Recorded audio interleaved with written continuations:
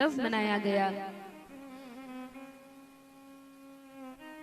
भगवान जब इस जगत में आते हैं तो भगवान हमेशा अपनी इच्छा से आते हैं और भगवान के आने के बहुत सारे प्रयोजन होते हैं, बहुत से कारण होते हैं कि भगवान क्यों इस पृथ्वी पर अवतरित होते हैं। हम सभी लोग इस जगत में आते हैं, लेकिन हमारे इस जगत में आने में और भगवान के इस जगत में आने में बहुत बड़ा अंतर है। तो कैसा अंतर है भगवान के आने में और हमारे आने में? तो कहा हमारे जन्म और कर्म के विषय में कोई वर्णन करे या चिंतन करे या कथा करे तो उसका कोई कल्याण नहीं होगा, लेकिन भगवान के यदि कोई जन्म और कर्मों का वर्णन करे तो क्या होगा? तो कहा जन्म कर्म च मे दिव्यम एवं यो वेत्ति तत्वतः त्यक्त्वा देहं पुनर्जन्म नैति मामेति सोऽर्जुन। भगवान कृष्ण स्वयं अपने मुख से गीता में अर्जुन से कहते हैं कि हे अर्जुन, यदि कोई मेरे जन्म और कर्मों की कथा कहता है अथवा चिंतन करता है, वर्णन करता है या समझ लेता है, भगवान के जन्म और कर्म की दिव्य प्रकृति को यदि कोई जीव, यदि कोई व्यक्ति समझ लेता है तो क्या होता है? त्यक्त्वा देहं पुनर्जन्म नैति मामेति सोऽर्जुन। उसका यह 84 लाख में जन्म मृत्यु जरा व्याधि का जो चक्र लगा है, ये चक्र समाप्त हो जाता है, रुक जाता है और इसमें कोई संशय नहीं है। भगवान कहते हैं नैति मामेति सोऽर्जुन, इसमें कोई संशय नहीं है कि वह मेरा भक्त बन जाता है, मेरे धाम मेरे पास वापस आ जाता है। तो भगवान के विषय में समझना, जान पाना, यह बहुत बड़ी बात होती है। तो कहा कि भगवान के इस जगत में आने के कई कई कारण हैं। कुछ लोग कहते हैं, जैसे आप सभी जानते हैं, यदा यदा ही धर्मस्य ग्लानिर्भवति भारत अभ्युत्थानम धर्मस्य तदात्मानं सृजाम्यहम्। तो भगवान क्यों आते हैं? कहा कि जब जब धर्म का पतन होता है या धर्म की प्रधानता होती है तब भगवान प्रकट होते हैं। अच्छा, और भी कोई कारण है? तो कहा परित्राणाय साधूनां विनाशाय च दुष्कृताम्। भगवान साधुओं की रक्षा के लिए, दुष्टों के विनाश के लिए इस जगत में प्रकट होते हैं। लेकिन ये जितने भी कारण बताए जाते हैं, यह सब के लिए भगवान को इस जगत में आना ही पड़े ऐसी कोई आवश्यकता नहीं है। भगवान चाहे तो अपने धाम में बैठे बैठे यदि असुरों का ही विनाश करना है तो भगवान अपने मन में संकल्प कर ले कि इस असुर का विनाश हो जाए। भगवान तो सभी के हृदय में ही बैठे हैं और अस्त्र शस्त्र धारण किए भगवान तो चतुर्भुज परमात्मा रूप में ही हृदय में विराजमान है। चाहे तो भीतर से ही एक अस्त्र चलाएं और वह व्यक्ति, उसका वही राम नाम सत्य हो जाए। भगवान चाहे तो हृदय में ही बैठे हैं, एक हार्ट अटैक दे दे और असुर का वहीं पर मृत्यु हो जाए।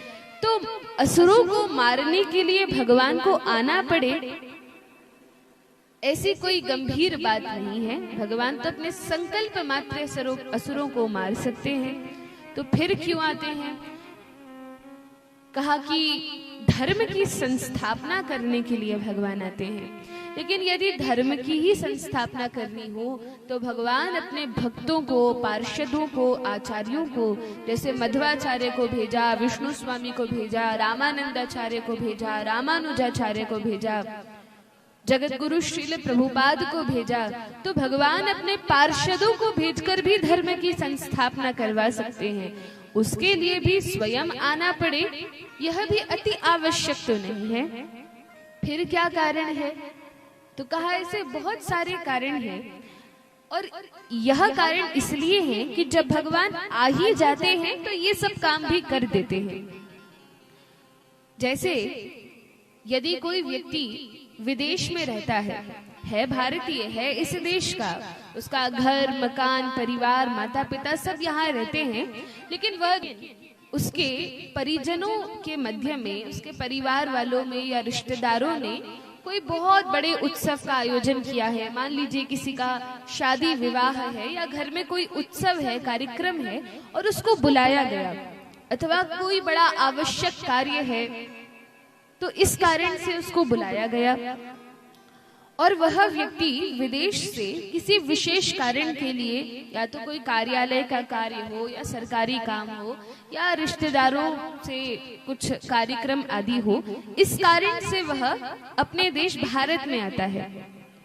अब वह आ ही गया है तो विचार करता है कि अरे कई दिनों से मैं विदेश में हूँ, अपने घर नहीं गया, थोड़ा घर जाके देखता हूँ, घर में ताला डला है। और वह अपने घर भी जाता है तो सोचता है इतनी धूल हो गई, थोड़ी सफाई भी कर लेता हूँ, और फिर जो आस पड़ोसी हैं उन सब से भी मिल लेता है, और बाकी जितने छोटे मोटे काम हैं सब कार्य वह कर देता है। तो अब कोई कहे, उसका कोई पड़ोसी कहे कि देखो भैया, ये तो विदेश में रहते थे लेकिन इनके फ्लैट की सफाई करने आए हैं, तो क्या ये सही बात है? क्या यही बात है कि वो विदेश से आया है? फिर क्यों आया है? क्यों आया है? फिर विदेश से क्यों आया है? झाड़ू पोछा करने के लिए? नहीं, उसको तो कोई महोत्सव था या बुलाया गया था, परिवार वालों ने कोई कथा सत्संग होगा, निमंत्रण दिया, इस कारण वो आया था। लेकिन क्योंकि आ ही गया था तो उसने सोचा यहाँ मेरा घर भी है, इस घर की भी सफाई कर देता हूँ और भी जो थोड़े बहुत काम है वो भी कर देता हूँ। इसी प्रकार से भगवान तो अपने धाम में, अपने लोक में रहते ही हैं, लेकिन जब किसी विशेष प्रयोजन से आते हैं, किसी विशेष प्रयोजन की सिद्धि के लिए आते हैं, तो जब आ ही गए हैं तो असुरों का भी विनाश कर देते हैं, धर्म की भी संस्थापना कर देते हैं, साधुओं का भी कल्याण कर देते हैं, ये सब काम भी वे स्वयं ही कर लेते हैं। तो इस प्रकार से भगवान के आने का प्रयोजन बताया जाता है। लेकिन मुख्य बात क्या है, क्यों भगवान इस धरती पर आते हैं? तो कहा मुख्य प्रयोजन तो यह है कि हम जैसे जी जो इस संसार में फंस गए हैं, जो इस संसार में गिर गए हैं और भूल गए हैं कि हमारा वास्तविक घर कहाँ है, हमारे वास्तविक स्वजन जो भगवान श्री कृष्ण है, राधा रानी है, वह हमारा वास्तविक घर है, उसको भूलकर हम इस संसार में आ गए हैं और यहाँ इसी भवाटवी में पड़ गए हैं। तो यहाँ से हमें मुक्त कराने के लिए, अपनी लीलाओं के माध्यम से हमें आकृष्ट करने के लिए भगवान आते हैं। क्योंकि यदि भगवान आए ही नहीं, वे लीला ही नहीं करें, तो हम कैसे जानेंगे, हमें कैसे पता चलेगा कि भगवान से हमारा क्या संबंध है और हमें क्यों इस संसार में दुख मिलते हैं, क्यों हमें अपने घर भगवत धाम वापस जाना है, ये सब हमें कौन बताएगा? यदि भगवान नहीं आएंगे तो भगवत गीता का ज्ञान कैसे मिलेगा? भगवान नहीं आएंगे तो भागवत की कथा कैसे संभव है? क्योंकि इस भागवत में तो भगवान की लीलाओं का ही वर्णन है।